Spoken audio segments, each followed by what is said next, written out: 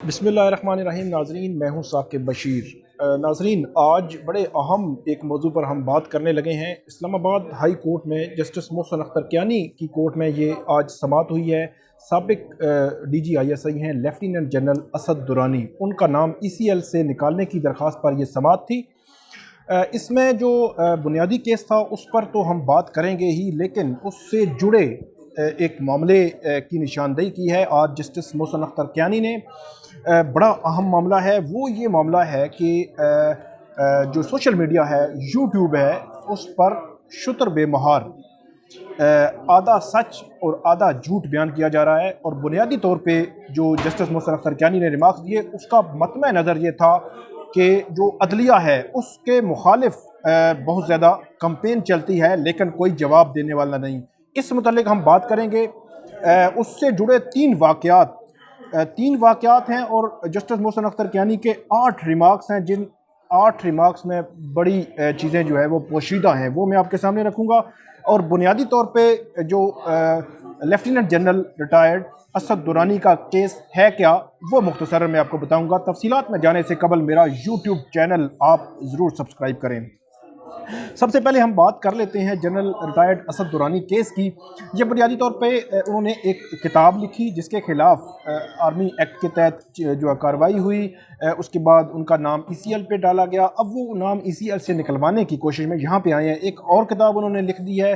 तो बड़े इम्पोर्टेंट जो आज जो समाअत हुई, दलाइल भी सामने आए, जिसमें जो जस्टिस मोहसिन अख्तर कियानी ने उन्होंने ये कहा कि अगर आप ऐसी किताब जो नेशनल इंटरेस्ट के ख़िलाफ़ हो, अगर किताब लिखना ठीक नहीं है। और इसमें उन्होंने ये भी कहा कि जो जितने भी जो अफसरान हैं मुसल्लह अफवाज के या दीगर इदारों से, वज़ीर-ए-आज़म से लेकर गवर्नर्स, वज़रा, वो कहते हैं कि इनके पास प्रिविलेज्ड जो इंफॉर्मेशन होती है, कि इनकी जो पोस्ट होती है उसके मुताबिक इनसे इंफॉर्मेशन जो है डिस्कस की जाती है। तो जब वो रिटायर्ड हो जाते हैं तो उनके हवाले से कानून क्या है, क्या वो बात कर सकते हैं, कितनी कर सकते हैं, कितनी इंफॉर्मेशन दे सकते हैं, कितनी पाबंदी लग सकती है, ये तमाम सवालात अदालत ने आज उठाए हैं। जो जनरल रिटायर्ड असद दुरानी का ECL सा केस था, इसमें जो एडिशनल अटॉर्नी जनरल थे तारिक खोखर, उन्होंने मुख्तलिफ जो अदालतों के हवाले भी दिए, केसेस के हवाले भी दिए उनके। और इसके अलावा जो जनरल असद दुरानी के वकील थे, उन्होंने भी ये कहा कि हमारी किताब में नेशनल इंटरेस्ट के ख़िलाफ़ कोई ऐसी चीज़ नहीं लिखी हुई।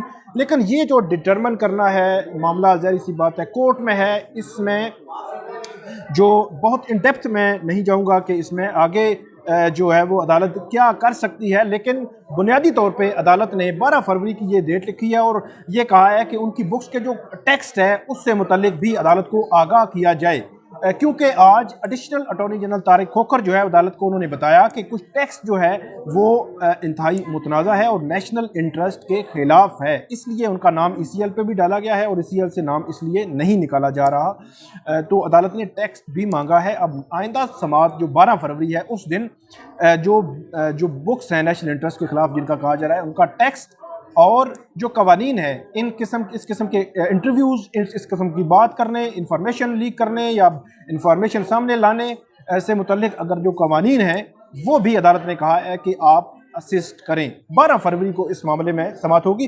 अब आते हैं कि जो अदलिया के ख़िलाफ़ सोशल मीडिया पर तस्दीक अमेज़ जो बातें हैं उससे मुतल्लिक क्या रिमार्क्स दिए और 3 वाक़यात कौन से हैं। पहले आपको वो जो रिमार्क्स हैं वो मैं आपको बता देता हूँ वो क्या थे। इस जो जस्टिस मोहसिन अख्तर कियानी ने केस की समाअत के दौरान कहा कि इस वक्त लोग यूट्यूब पर गालियां दे रहे हैं। गालियां देने वाले कुछ लोग मुल्क से बाहर और कुछ मुल्क के अंदर मौजूद हैं। तो इसमें मैं आपको एक चीज़ बता देता हूं कि कुछ यूट्यूब पे कुछ चीज़ें ऐसी हुई, शायद अदालत के मद्देनज़र होगी, जहां पे खुलेआम जजेस पर तनकीद तो एक अलग बात है, लेकिन गालियां भी दी जाती हैं। तो शायद उसी तरफ ही ये इशारा किया गया है। और आगे चल के जस्टिस मोहसिन अख्तर कियानी ये कहते हैं कि आधा सच और आधा झूठ मिलाकर ये फैलाया जाता है और ये तौहीन अमेज़ रवैया है जो ख़त्म होने का नाम ही नहीं ले रहा। इससे मुतल्लिक अदालत ने यह कहा कि जब भी कोई बात आती है अदलिया के ख़िलाफ़, जजेस के ख़िलाफ़, तो अदलिया तो उसका जवाब नहीं देती, जुडिशरी तो उसका जवाब, जुडिशरी के पास ऐसा तो कोई जुडिशरी का कोई स्पोक्स पर्सन तो नहीं है कि वो उसका जवाब देगा। लेकिन کہ ہر بات کا جواب دے، لیکن جو پولیٹیکل ہیں، گورنمنٹ ہے، جو اپوزیشن ہے، یا انہوں نے کہا کہ DGISPR ہیں، تو اس طرف سے باقاعدہ اس کی وضاحت یا جھوٹا جو پراپیگنڈا ہے اس کے خلاف جواب دے دیا جاتا ہے، لیکن جوڈیشری کے پاس ایسا کوئی فورم نہیں ہے۔ تو انہوں نے مخاطب کیا جو ریگولیٹر ہے، ریگولیٹر مین PTA کو یہ مخاطب کیا کہ وہ کیا کر رہا ہے۔ PTA اس سارے جو معاملہ ہے اس میں اس پر سخت جو ہے برہمی کا اظہار بھی عدالت نے کیا، اور یہ کہا کہ PTA جو ہے وہ کیا کر رہا ہے۔ آگے جا کر عدالت نے یہ بھی کہا کہ سارا دن یہ چلتا رہتا ہے، یہ YouTube پہ چلتا رہتا ہے، ٹک ٹاک پہ بھی چلتا ہے، سوشل میڈیا پہ بھی چلتا ہے، ججز پر تنقید کی جاتی ہے، لیکن ریگولیٹر کو کچھ نظر نہیں آ رہا، ریگولیٹر اس کو دیکھ نہیں رہا۔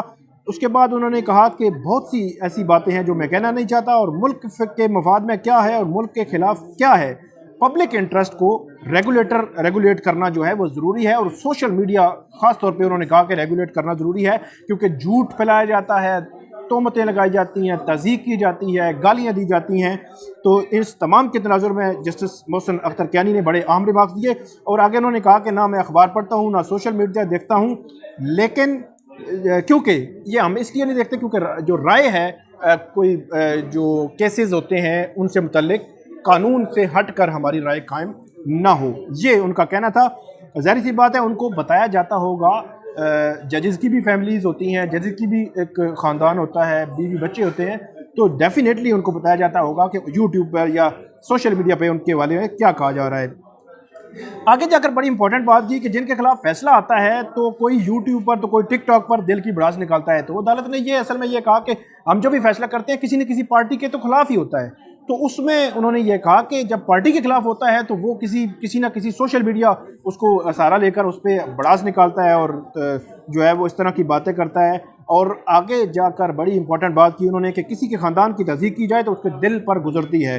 تو ڈیفینیٹلی کچھ چیزیں ہیں، میں آگے جا کے آپ کو بتاتا ہوں کہ یہ کیا ہے معاملہ، کس طرح وہ چیزیں جو ہے آگے بڑھ رہی ہیں۔ اور اسی طرح انہوں نے کہا کہ کچھ کو ریاست مخالف اور کچھ کو غیر مسلم قرار کہہ دیا جاتا ہے۔ ساتھ ساتھ بڑی امپورٹنٹ بات کی کہ یہاں سے سزا یافتہ مجرم بھی جو ہے وہ بیرون ملک بھیج دیے گئے۔ یہ تو ریمارکس ہے جسٹس جو Asad Durrani general retired Asad Durrani case میں، تو یہ امپورٹنٹ ریمارکس تھے کہ جو سزا یافتہ مجرم ہیں ان کو بھی بیرون ملک بھیجا گیا ماضی میں، وہ ہمارے پاس مثال موجود ہے۔ تو یہ ڈیفینیٹلی سابق وزیر اعظم نواز شریف ان سے متعلق بھی بات ہو سکتی ہے، کیونکہ انہوں نے نام نہیں لیا اس لیے میں کہہ سکتا ہوں ہو سکتی ہے۔ تو یہ ناظرین بڑا امپورٹنٹ تھا، سوشل میڈیا، YouTube اور سوشل میڈیا استعمال کرنے والوں کے حوالے سے بڑے امپورٹنٹ ریمارکس دیے۔ اب دیکھتے ہیں ریگولیٹر اس میں کیا دیکھتا ہے۔ 3 واقعات میں آپ کے سامنے رکھ دیتا ہوں۔ ایک ایون فیلڈ ریفرنس کی سماعت یہاں پہ ہو رہی تھی اسلام آباد ہائی کورٹ میں، فیک قسم کے جو چلے تھے یہاں پہ ٹکرز، جو ٹکرز آج بھی کبھی نہ کبھی وہ چل جاتے ہیں، تو وہ ٹکرز کسی نے نہیں بنائے تھے، وہ فیک کسی نے بنائے تھے، جس کے بعد عدالت نے ان کی انویسٹیگیشن اور FIR مقدمہ درج اور لوگوں کے خلاف کارروائی کا آرڈر کیا تھا، اور وہ آرڈر بھی کہیں پینڈنگ پڑا ہوا ہے۔ دوسرا ہے دبئی سے کچھ ہیں، YouTube پہ بندہ ہے وہ جو ہے وہ تضحیک میں بات کرتا ہے، ان ججز کے خلاف کھل کر بات کرتا ہے، گالیاں بھی نکالتے ہیں۔ اسی طرح ایون فیلڈ ریفرنس میں اور جو العزیزیہ ریفرنس میں حال ہی میں جب جو عدالت نے یہ کہا تھا کہ جو کچھ جو مجرم ہیں وہ بیرون ملک بیٹھ کر عدالتوں پہ ہنستا ہوگا یا ہنستے ہوں گے، تو یہ ریمارکس جب جسٹس محسن اختر کیانی دیے تھے، تو اس کے بعد ان کے خلاف سوشل میڈیا پر ایک منظم کمپین بھی، منظم کہیں یا غیر منظم جیسی بھی، لیکن بہرحال کسی پہ ووٹ نہیں کیا جا سکتا، لیکن کمپین تھی، کرٹیسزم تھا۔ تو اس سارے تناظر میں عدالت نے یہ کہا ہے کہ جب کرٹیسزم ہم پہ ہوتا ہے تو ہاں یہ ریگولیٹر کا کام ہے کہ ریگولیٹر اس کو دیکھے۔ تو جسٹس محسن اختر کیانی نے آج پہلی دفعہ یہ سوشل میڈیا سے متعلق بڑے اہم ریمارکس دیے ہیں، وہ میں نے آپ کے سامنے رکھے۔ General retired Asad Durrani case, اس میں یہ ریمارکس ہوئے، آپ دیکھیں گے کہ ریگولیٹر اس سارے معاملے میں کیا کرتا ہے۔ ناظرین یہ تھی آج کی ہماری ویڈیو، امید ہے آپ کو یہ ویڈیو پسند آئے گی۔ ہمارا YouTube چینل ضرور سبسکرائب کریں، بہت شکریہ۔